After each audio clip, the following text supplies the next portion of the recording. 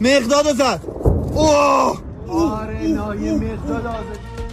Tehron osmonida jang, Dubayda portlashlar, Yaqin Sharq tarixidagi eng xavfli eskalatsiya boshlandi. Bayden Trampni tanqid qildi. AQSh ichida urush bo'yicha siyosiy jang boshlandimi? Xitoy Eronga yordam berishga tayyorgarlik ko'rmoqda. CNN. Muhammad bin Zayd Al Nahyan ogohlantirdi. Biz urush holatidamiz. Birlashgan Arab Amirligi nega bunday keskin bayonot berdi? Eron urushi AQShda qurol taqchilligini keltirib chiqaryaptimi? Kurdlar Eronga qarshi qo'zg'olon ko'tarish shartini aytdi. Isroil-Eron urushi Ukraina uchun ajoyib imkoniyat yaratdi. Netanyahu uchun eng xavfli signal. Hizbulloh butun shaharni tark etishni buyurdi. Dunyo siyosatini biz bilan faol kuzatib borayotgan tomoshabinlarga assalomu alaykum. Videoga like bosing va fikringizni kommentariyada yozib qoldiring.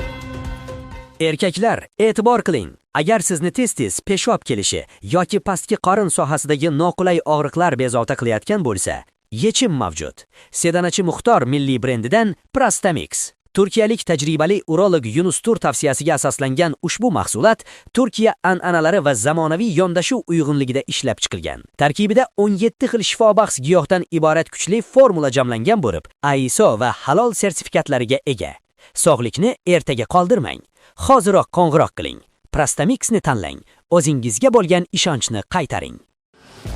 Tehron osmonida jang, Dubayda portlashlar, Yaqin Sharq tarixidagi eng xavfli eskalatsiya boshlandi. Bayden Trampni tanqid qildi. AQSh ichida urush bo'yicha siyosiy jang boshlandimi? Portlashlar yana osmonni yorib o'tdi. Eron va AQSh Isroil o'rtasidagi urush tobora kengayib, mintaqaning bir nechta nuqtalarida bir vaqtning o'zida jangovar harakatlar davom etmoqda.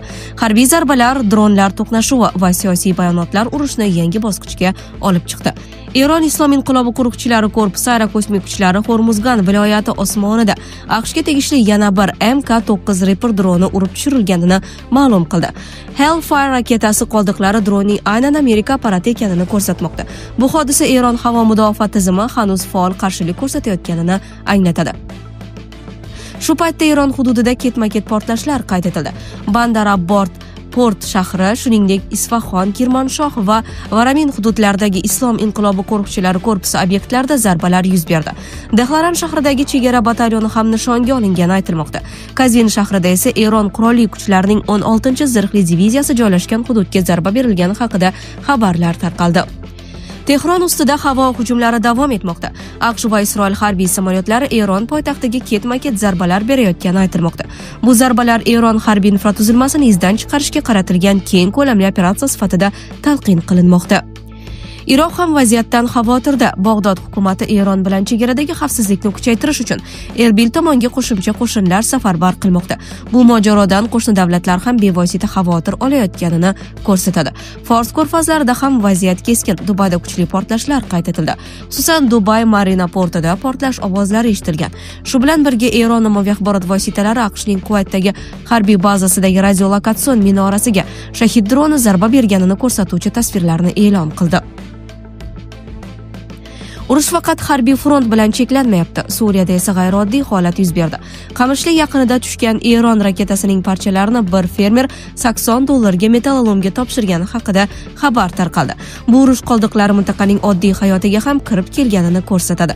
G'arbiy sohilda ham keskinlik oshdi. Isroil armiyasi va falastinliklar o'rtasida to'qnashuv sodir bo'lib, kamida 3 kishi halok bo'ldi. Xalqaro siyosatda esa qarama-qarshi bayonotlar kuchaymoqda. Ispaniya bosh vaziri Pedro Sanchez AQSh va Isroil harakatlarini tanqid qilib, Ispaniya bu pozitsiyada yolg'iz emas, balki birinchi bo'layotganini ta'kidladi. AQSh sobiq prezidenti Bayden ham Donald Trump siyosatini tanqid qilib, mamlakat juda xavfli davrga kirib qolganini aytdi. Biroq prezident Donald Trump keskin retorikani davom ettirmoqda. U Eronni Yaqin Sharqning sobiq bezorisi endi mag'lub bo'ldi deb atadi va yana og'ir zarbalar berilishini ma'lum qildi. Pentagon esa B-52H strategik bombardimonchasini aks etgan videoni e'lon qilib, zarbalar yanada kuchayishi mumkinligini aytdi. Trump yana bir bayonotida Buyuk Britaniya urushga kech qo'shilayotganini tanqid qilib, bosh vazir Kir Starmer hukumatining istehzoli tarzda esladi. Uning so'zlariga ko'ra, AQSh va Isroil allaqachon g'alaba sari ketmoqda. Shunday qilib, mojaroda yangi va xavfli manzara shakllanmoqda. Dronlar osmondan urib tushirilmoqda. Portlar va harbiy bazalar zarba ostida. Siyosiy maydonda esa ittifoqchilar va tanqidchilar saf tortmoqda. Urush endi faqat jang maydonida emas, diplomatiya, iqtisodiyot va global siyosat markazlarida ham davom etmoqda. Xitoy Eronga yordam berishga tayyorgarlik ko'rmoqda. CNN. AQShda Xitoy Eronga moliyaviy yordam ko'rsatishga, shuningdek raketalar uchun ehtiyot qismlar yetkazib berishga tayyorgarlik ko'rayotganiga oid razvedka ma'lumotlari bor. Bu haqda CNN o'z manbalariga tayanib xabar berdi. Xitoy o'z qo'llab-quvvatlovida ancha ehtiyotkor, u urush tugashini xohlaydi. Chunki urush uning energiya ta'minotiga tahdid solmoqda, deydi telekanal suhbatdoshlaridan biri. The Washington Post manbalariga ko'ra, Xitoy Eron bilan mustahkam aloqalarga qaramay, hozircha ushbu mamlakatga yordam ko'rsatmayapti. The Washington Post'ning qayd etishicha, Yaqin Sharq davlatlaridagi Amerika harbiy obyektlariga oid ma'lumotlarni Eronga Rossiya tomoni taqdim etmoqda. Hozircha Rossiya tomonidan ko'rsatilayotgan yordamning aniq ko'lami va chegaralari ma'lum emas. Biroq manbalarning ta'kidlashicha, urushning birinchi haftasida Eronning Amerika nishonlarini mustaqil ravishda aniqlash va kuzatish qobiliyati sezilarli darajada zaiflashgan. Aynan shu bo'shliqni to'ldirishda Rossiyaning razvedka ma'lumotlari muhim rol o'ynayotgan bo'lishi mumkin.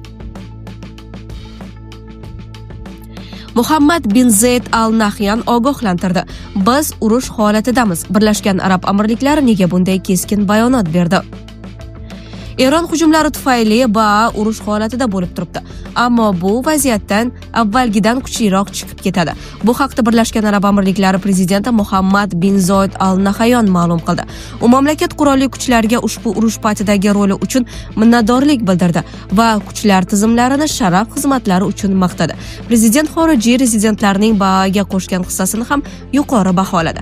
Biz urush holatidamiz va men ularga o'z burchimizni bajarishga va'da beraman.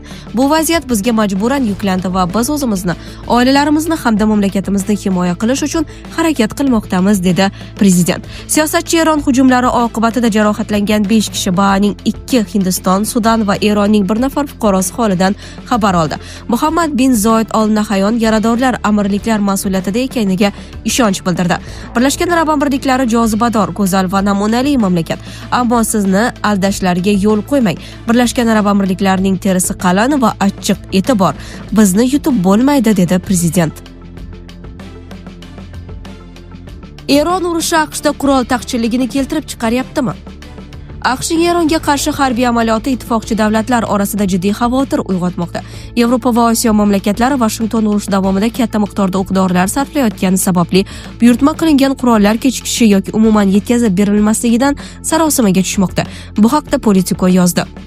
Ayrim yevropalik amaldorlar Rossiyadan ehtimoliy tahdid fonida mudofaa zaxiralarini tiklashga harakat qilayotgan bir paytda AQSh tomonidan o'q-dorilarning katta qismi Eronga qarshi operatsiyalarda ishlatilishi ularning xavfsizligiga ta'sir qilishi mumkinligini ta'kidlamoqda. Osiyoda esa bu holat Xitoy va Shimoliy Koreya kabi raqib davlatlarni yanada faollashtirishi mumkinligi haqida taxminlar bor.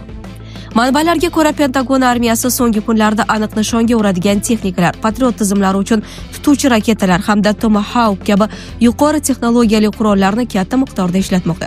Bu esa AQShning o'zida ham o'q-dorilar zaxirasi masalasini kun tartibiga chiqargan. Shu bilan birga Washington mudofaa sanoati kompaniyalari bilan ishlab chiqarish hajmini oshirish bo'yicha muzokaralar o'tkazayotgani aytilmoqda. Ammo ekspertlar murakkab raketalar va havo mudofaa tizimlarini qisqa vaqt ichida ommaviy ishlab chiqarish oson emasligini ta'kidlamoqda. Kurdlar Eronga qarshi qo'zg'olon ko'tarish shartini aytdi. Eronning Kurdiston Erkin hayot partiyasi qurolli a'zolari allaqachon Eron hududida va qo'zg'olonga shay. Biroq ular AQSh qo'llab-quvvatlashisiz harakat boshlamaydi. Bu haqda partiya hamraisi Amir Karimiy X nashriga ma'lum qildi. O'tmishda 2 yirik qo'zg'olon qo'llab-quvvatlovsiz qolib ketdi. Bu esa rejimga o'z mavjudligini uzaytirish imkonini berdi, deydi u. Karimiy shuningdek tashkilot AQSh rasmiylari bilan aloqada ekanini, ammo Isroil hukumati yoki uning Mossad razvedka xizmati bilan aloqasi yo'qligini ma'lum qildi. RGA'ning jangovar qanoti Sharqiy Kurdiston mudofaasi deb ataladi. 2000-yillarning boshidan beri u Eronda kurd muxtoriyatini o'rnatish maqsadida Eron hukumati bilan qurolli mojaro olib bormoqda. Turkiya, AQSh va Eronning o'zida HRK terrorchi tashkilot deb ham ataladi. Bizning baholashimizcha, yer usti qo'shinlarsiz rejimni o'zgartirish imkonsiz va bizdagi ma'lumotlarga ko'ra, AQSh bu hududlarga qo'shin yubormayapti, deydi Iroq kurdlari vakili bo'lgan ismi oshkor etilmagan mulozim. Ma'lumot uchun, Kurdiston erkin hayot partiyasi Erondagi kurdlarning madaniy va siyosiy huquqlarini himoya qiluvchi hamda o'z taqdirini o'zi belgilash uchun kurashuvchi kurd harbiy siyosiy tashkilotidir. U Turkiyadagi Kurdiston ishchi partiyasining Erondagi analogi hisoblanadi. Isroil-Eron urushi Ukraina uchun ajoyib imkoniyat yaratdi. AQShning Eronga qarshi harbiy amaliyoti Pentagon va Ukraina o'rtasida muhokama qilinayotgan dron texnologiyalari bo'yicha kelishuvga tezlik qo'shdi. Washington Kiyevning dronlarga qarshi kurashda to'plagan tajribasidan foydalanishni ko'rib chiqmoqda. So'nggi paytlarda Rossiyaning Shahid turidagi dron hujumlariga qarshi kurashish jarayonida Ukraina arzon va samarali to'xtatuvchi dronlar hamda boshqa usullarni ishlab chiqqan. Eron ham shunga o'xshash arzon dronlardan faol foydalanayotgani AQSh va uning ittifoqchilari uchun jiddiy muammoga aylangan. Masalan, arzon dronlarni yo'q qilish uchun qimmatbaho raketa tizimlaridan foydalanish iqtisodiy jihatdan samarasiz ekani aytilmoqda. Manbalarga ko'ra, Pentagon va Ukraina o'rtasida texnologiya almashish bo'yicha muzokaralar qariyb 1 yildan beri davom etadi. AQSh harbiy vakillari yaqinda Kiyevga tashrif buyurib, sinovdan o'tgan dronlarga qarshi texnologiyalardan qanday foydalanish mumkinligini muhokama qilgan. Ukraina uchun bu muzokaralar muhim diplomatik imkoniyat sifatida baholanmoqda. Kiyev AQSh va boshqa hamkorlarga o'z tajribasini taklif qilish orqali qo'shimcha moliyaviy va harbiy yordamga erishishni maqsad qilgan. Netanyahu uchun eng xavfli signal: Hizbulloh butun shaharni tark etishni buyurdi. Livanda Eron tomonidan qo'llab-quvvatlanadigan Hizbulloh harakati 7-mart kuni Isroil shimolidagi Livan bilan chegara yaqinida joylashgan shahar aholisiga ogohlantirish berdi. Bu haqda guruh bayonotiga tanib Al Arabiya xabar berdi. Guruh chegara chizig'idan bor yo'g'i bir necha kilometr uzoqlikda joylashgan shahar aholisini uylarini tark etib, janubga qarab ketishga chaqirdi. Biroq bayonotda ushbu hududga nisbatan qanday aniq choralar ko'rilishi rejalashtirilgani ochiqlanmadi. Ogohlantirish: Kiryat Shimona shahrining barcha aholisidan zudlik bilan evakuatsiya bo'lish so'raladi. Janubga yo'l oling, deyiladi bayonotda. Livan 2-mart kuni Hizbulloh tomonidan Isroilga raketa va dronlar uchirilishi ortidan AQSh, Isroil va Eron o'rtasidagi keng ko'lamli urush girdobiga tortildi. Bunga javoban Isroil armiyasi Livanning janubiy-sharqiy hududlar va Bayrut yaqiniga shiddatli havo zarbalarini berdi. Sizlarga yetkazmoqchi bo'lganlarimiz shulardan iborat edi. Dunyo yangiliklaridan uzoqlashmang.